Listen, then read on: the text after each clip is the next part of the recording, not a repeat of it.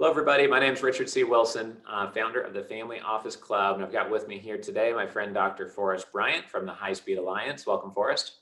Hey, Richard, thank you for having me as always. Appreciate you. Sure. Yeah, appreciate it. And you're one of probably 7 people that, besides my clients just asking me for more information on tax efficient investments, I've watched you invest your time and energy in your community into becoming much more intelligent and sophisticated very quickly over the past 3 years on this area of tax efficient investing.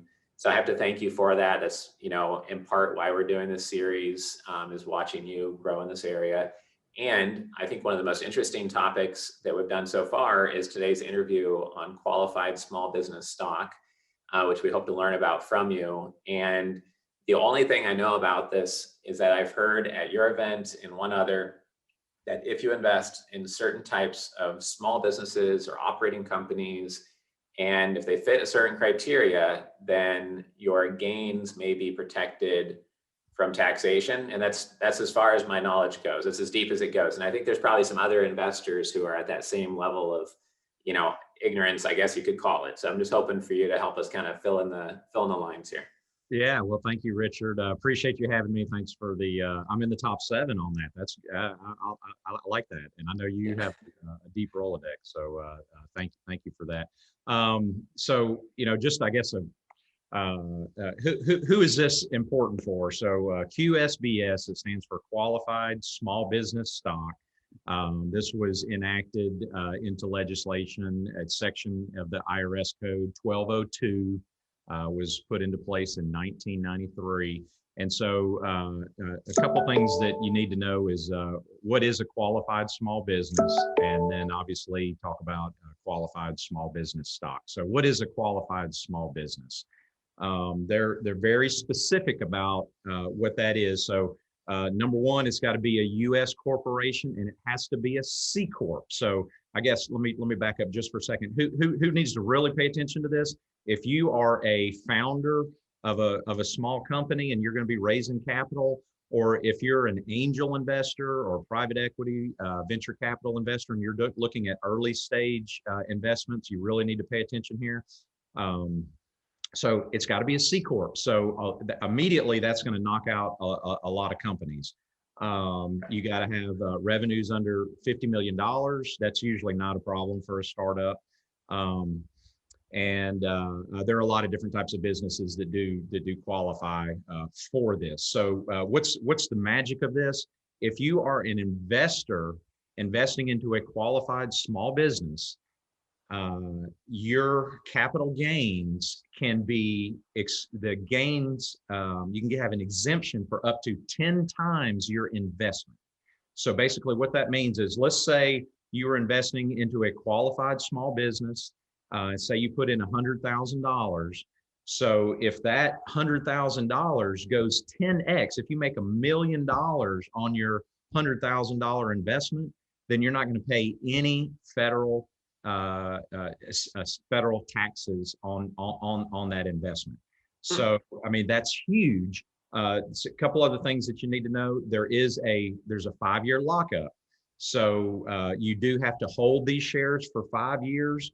And one other thing that's really critical here is those shares have to be issued at original issuance. And so that's a real big one too. So basically what that means is, and sometimes you'll see this with some of the later stage companies, if there are privately held shares that are resold, like on the secondary market. So if you're playing in the late stage, pre-IPO, like on the private side,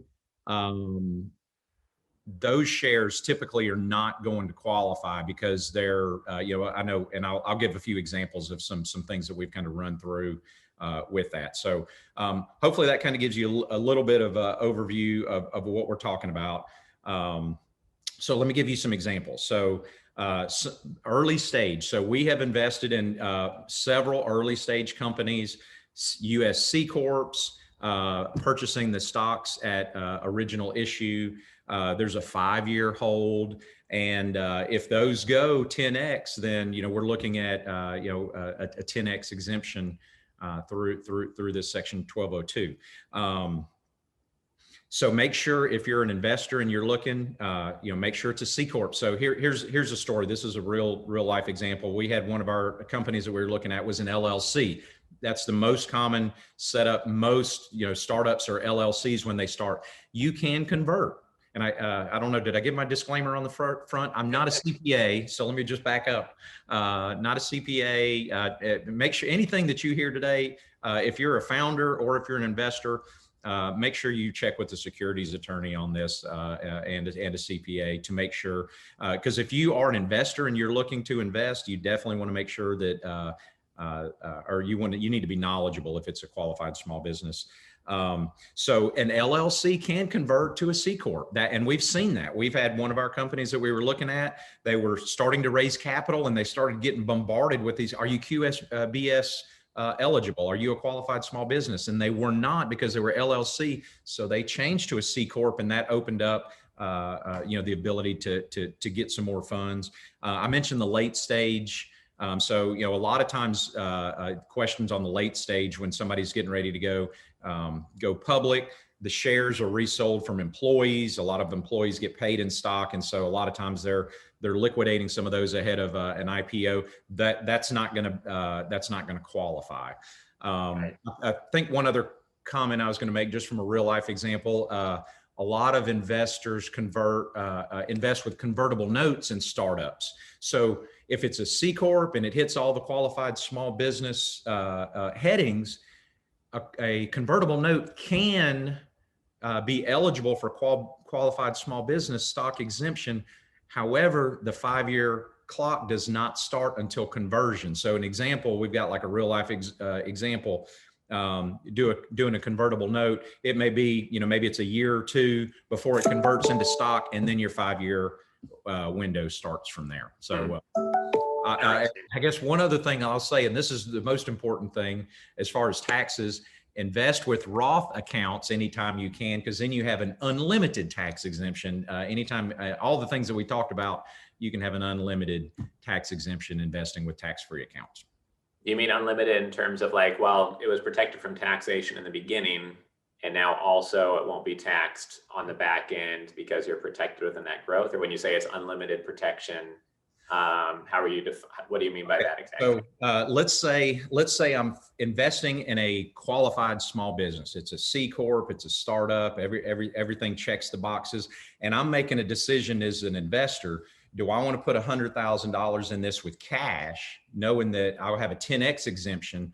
Or do I want to invest from my Roth IRA or my Roth 401k? If I've got this money over here and I make the same investment, it can go 1,000X, 10,000X, and I'm not going to pay any tax on that that money, because it's an after-tax investment. It's interesting. I mean, part of me thinks that this could be like potentially abused or used in in a way that wasn't planned, in terms of like somebody could start an SPV as a corporation and be like, oh, we're going to buy shares of Tesla within this corporation, or crypto, or we're going to buy something else that's less risky, and it's really an SPV, but it's under this qualified small business stock. Is that disqualified because it's not a traditional operating business? Or can you start a C corporation whose sole business is to invest the assets of its investors through an SPV? Because I would guess it would be abused if that was possible. One of the stipulations is 80%, because they try, they're ahead of you. Right, I'm sure. Yeah. The operating business, 80% of their assets have to be in an operating business. It can't be an investment company. So it has to produce something. It has to be a technology company. It has to be manufacturing. It has to be doing some sort of services. It can't be just a pure investment company. Right, makes sense. But I would guess that you'd be able to, like, we're looking at a chain of medical clinics. They're doing about 8 million a year in revenue in the Midwest. And we're looking at a manufacturing company in your neck of the woods, actually. And if what we're looking at is the bonus depreciation on equipment in both cases. But if you layered this on top of, okay, well, they might need to convert to a C corp before they raise capital. Right. And that way it will be an initial offering of shares at that point as they emerge as a C corp. But you also combine this with having that bonus depreciation tax write-off for investors on the front end. but also on the back end, they're protected as long as they hold for 5 years and et cetera. There's an ability to stack a couple of these tax strategies on top of each other still, right? Yeah, I think so. Getting into, if you're a stockholder, I don't know if you're going to be, I mean, there's the company's going to benefit from the, bonus depreciation, but I don't know that the stockholders directly would be able to take advantage of that. Right. But they would, as far as the, the company having those. I don't know that they would get they're not going to get the flow through tax benefits that they would if they were an LP in the company versus being just a stockholder. Right. Being like a passive stockholder versus like a more active equity partner. Right. Type difference between the two. Okay, great.